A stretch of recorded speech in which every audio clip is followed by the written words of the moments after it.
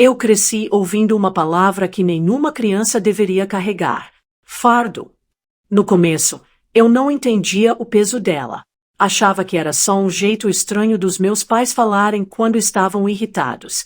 Mas com o tempo, eu comecei a perceber. Não era uma brincadeira. Não era momento de raiva. Era o que eu era para eles. Clique em inscrever-se e junte-se à nossa comunidade. Você só dá trabalho. Tudo é mais difícil por sua causa. Por que você não pode ser como o seu irmão? Essas frases vinham quase todos os dias, como um lembrete constante de que eu não era suficiente. Nunca fui. Eu tentava ser melhor. Estudava mais. Ajudava em casa. Ficava em silêncio para não incomodar. Mas nada mudava. Era como se, não importa o que eu fizesse, eu já estivesse condenado. Meu irmão mais novo era o oposto. O orgulho da família. O intelligent. O que vai dar certo. Enquanto isso, eu era apenas o erro que eles tinham que carregar. Lembro de uma noite específica. Eu tinha uns 12 anos. Estava na escada, voltando para o quarto, quando ouvi meus pais conversando na sala. Ele é um fardo, minha mãe disse, com a voz baixa, mas clara o suficiente. Meu coração parou. Se não fosse por ele, nossa vida seria muito mais fácil. Meu pai respondeu. Fiquei parado ali, no escuro, sem conseguir respirar direito. Eles sabiam que eu existia, mas falavam como se eu não estivesse ali, como se eu não sentisse. Naquela noite, eu entendi. Não era falta de esforço. Não era falta de amor da minha parte.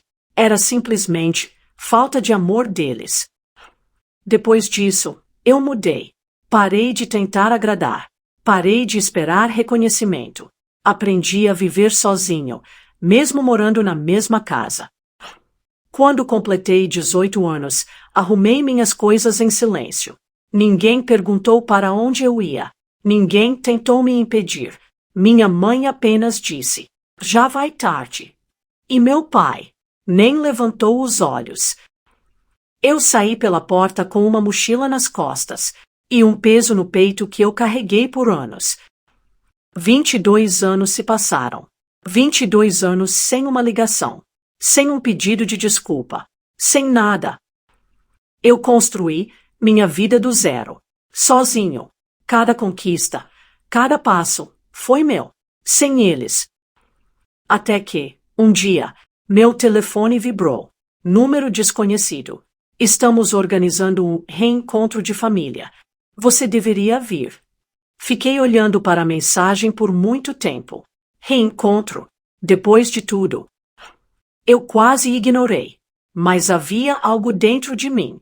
Não saudade, mas uma necessidade. De fechar aquele capítulo. De finalmente olhar para eles. E entender por quê. No dia marcado, eu parei em frente à casa onde cresci. Respirei fundo e entrei. A casa estava cheia. Risos, conversas, pessoas fingindo que tudo era normal. Mas assim que eu entrei, o silêncio caiu por um segundo. Eles me viram. Minha mãe levou a mão à boca. Meu pai ficou imóvel. E meu irmão apenas sorriu. Você veio, minha mãe disse, quase sem voz. Eu apenas assenti. Mas antes que qualquer outra palavra fosse dita, meu irmão se aproximou. Relaxa, ele murmurou baixo. Hoje, a verdade vai aparecer. Francie atesta. O que você quer dizer? Ele não respondeu. Apenas olhou em direção à sala principal. Segui o olhar dele. E foi aí que eu vi. Uma câmera. Ligada. Gravando tudo. Naquele instante, eu entendi. Aquilo não era só um reencontro. Era algo maior. Algo planejado. E, pela primeira vez em 22 anos, eu senti que alguém estava prestes a ouvir a minha história. A sala parecia menor de repente. As conversas diminuíram, os risos desapareceram, e todos começaram a perceber que aquilo não era um reencontro comum. Meu irmão caminhou até o centro, pegou o controle da TV e ficou em silêncio por alguns segundos. como se estivesse reunindo coragem. Antes de qualquer coisa, ele disse, olhando para todos, vocês precisam ver isso. Meu pai Franzi o atesta. O que você está fazendo? Perguntou, irritado. Mas ele não respondeu. A tela acendeu. No começo, só havia estática. Depois, vozes. Pixes. Familiars. Ele é um fardo. Meu corpo inteiro travou. Era a voz da minha mãe. Se não fosse por ele, nossa vida seria mais fácil. Meu pai. Sem dúvidas. Sem erro. A sala inteira ficou em choque. Alguns convidados trocaram olhares desconfortáveis. Outros simplesmente ficaram imóveis, sem saber como reagir. Desliga isso agora, minha mãe gritou, a voz desesperada. Mas meu irmão permaneceu firme. Não, ele disse, calmo. Hoje, ninguém vai fingir. Mais áudios começaram a tocar. Não sei por que tivemos ele. Ele só atrapalha. Um erro. Cada palavra era como uma faca. Mesmo depois de tantos anos, ainda doía. Talvez mais do que antes. Eu não conseguia me mover. Era como se eu estivesse de volta àquele menino de 12 anos, parado na escada, ouvindo tudo de novo. Mas agora, todos estavam ouvindo também. Você gravou isso? Alguém perguntou, em choque. Meu irmão assentiu. Por anos, ele respondeu. Eu sabia que isso ia ser importante um dia. Meu pai deu um passo à frente, furioso. Isso é uma invasão. Você não tinha direito.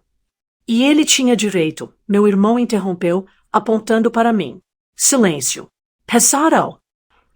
Ele tinha direito de crescer ouvindo que era um erro, de sair de casa sem ninguém se importar, de viver 22 anos achando que não valia nada. Cada pergunta caía como um peso na sala, e ninguém tinha resposta.